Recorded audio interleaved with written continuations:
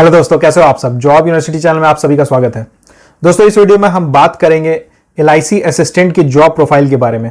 LIC के एक assistant को क्या काम करना होता है, क्या क्या जॉब रिस्पॉन्सिबिलिटीज रहती है, वर्कलोड कितना रहता है, कितने आवर्स की ड्यूटी करनी होती है, सैलरी कितनी मिलती है एंड प्रमोशंस के क्या स्कोप होते हैं। इन सारी चीज़ों के बारे में डिटेल में बात करेंगे। लेकिन वीडियो शुरू से पहले अगर आप चैनल पर नए हो तो चैनल को सब्सक्राइब कर देना एंड बेल आइकन प्रेस करके ऑल सेलेक्ट कर देना, ताकि गवर्नमेंट जॉब से रिलेटेड सारी इंफॉर्मेशन आपको टाइमली मिलती रहे। दोस्तों, एलआईसी असिस्टेंट एक क्लेरिकल पोस्ट है एंड सिलेक्शन के बाद आपको यहाँ 6 मंथ्स का प्रोबेशन पीरियड सर्व करना होता है। आपकी ट्रेनिंग स्टार्टिंग में 6 मंथ्स की चलती है, इनिशियल ट्रेनिंग 6 मंथ्स की होती है और उसके बाद आपको एग्जाम देना होता है। अगर आप उस एग्जाम को क्वालिफाई कर जाते हो तो फिर आपकी पोस्टिंग हो जाती है, अदरवाइज आपकी ट्रेनिंग को एक्सटेंड करके हो सकता है 1 ईयर का कर दिया जाए।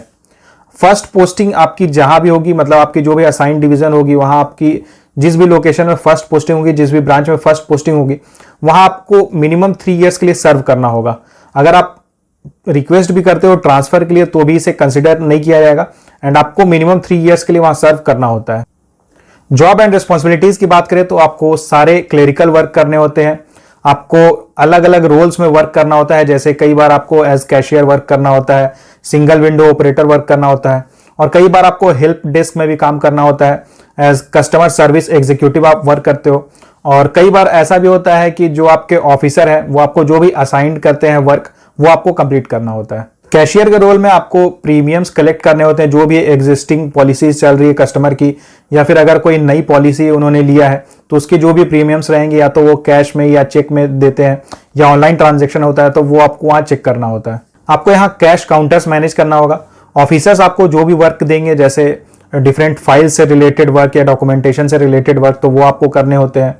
आपको इंश्योरेंस डॉक्यूमेंट्स रिव्यू करना होता है। उसके बाद जो भी कस्टमर या पॉलिसी होल्डर जो भी डॉक्यूमेंट सबमिट कर रहे हैं वो आपको चेक करना होता है, वो हर रिस्पेक्ट में कंप्लीट है या नहीं। इसी के साथ जो भी ऑफिस के जो डॉक्यूमेंट्स रहते हैं, जैसे सेल डॉक्यूमेंट्स या पॉलिसी से related documents, claims and settlement से रिलेटेड डॉक्यूमेंट्स, इन सारी चीज़ों को आपको मैनेज करना होता है। हेल्प डेस्क में जब आप as customer service executive work करते हो तो कस्टमर की जो भी ग्रीवेंसेज रहते हैं या फिर जो उनकी क्वेरीज रहती है उसे आपको रिजॉल्व करना होता है। इसी के साथ आपको जो पॉलिसी होल्डर्स रहते हैं एंड एजेंट्स रहते हैं उनके साथ इंटरेक्ट करना होता है। Office timing 10 AM to 5 PM रहता है। आपको जो वर्क असाइन होता है वो आप नॉर्मली 3 to 4 आवर्स में ही कंप्लीट कर सकते हो, लेकिन आपको मिनिमम 5 बजे तक आपको रुकना होता है। 5 बजे के बाद ही आप जा सकते हो। और अगर यहाँ वर्कलोड या वर्क प्रेशर की बात करें तो रिलेटिवली वर्क प्रेशर बहुत कम होता है। अगर सैलरी की बात करें तो आपकी मंथली इन हैंड सैलरी लगभग 35,000 बनती है। इसके अलावा बहुत सारे पर्क्स एंड अलाउंसेस है जो आपको मिलते हैं। एलआईसी असिस्टेंट के करियर ग्रोथ एंड प्रमोशंस की बात करें तो सबसे पहले आपको 6 मंथ्स की ट्रेनिंग करनी होती है। उसके बाद आप एज असिस्टेंट वर्क करते हो एंड आप इनिशियली लोअर डिवीजन क्लर्क के पोस्ट पे काम करते हो। उसके बाद 5 इयर्स वर्क करने के बाद आपकी प्रमोशन होती है एंड आप अपर डिवीजन क्लर्क यानी कि आप हायर ग्रेड असिस्टेंट बन जाते हो। एंड इसके बाद यहाँ मिनिमम 5 इयर्स वर्क करने के बाद यानी कि हायर ग्रेड असिस्टेंट के पोस्ट पे वर्क करने के बाद आपकी प्रमोशन होती है 5 इयर्स के बाद एंड आप असिस्टेंट एडमिनिस्ट्रेटिव ऑफिसर बन सकते हो। और अगर आप चाहते हो कि आपकी जो ऑफिसर ग्रेड में जो प्रमोशन होती है वो पहले हो तो आपको बहुत सारे डिपार्टमेंटल एग्जाम, बहुत सारे इंश्योरेंस एग्जाम देने होते हैं।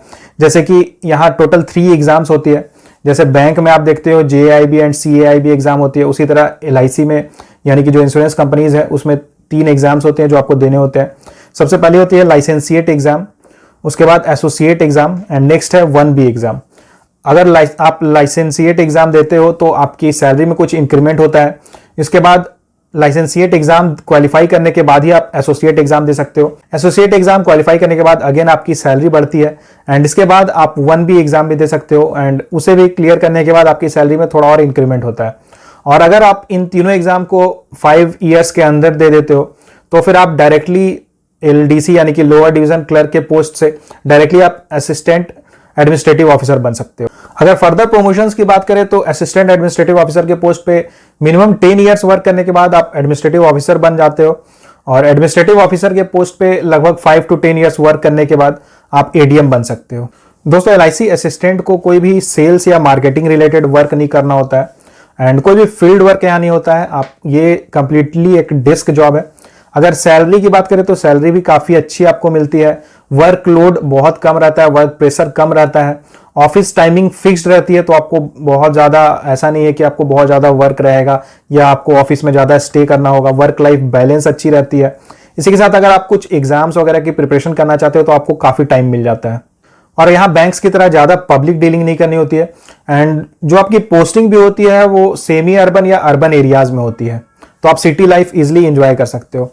दोस्तों ये थी एक LIC असिस्टेंट की जॉब प्रोफाइल एंड उससे जुड़ी सारी जानकारी। इससे जुड़ा अगर आपका कोई सवाल रहता है तो आप मुझे कमेंट करके पूछ सकते हो। और अगर आपको ये वीडियो अच्छी लगी हो तो वीडियो को लाइक करें, शेयर करें एंड चैनल को सब्सक्राइब जरूर करें। Thank you.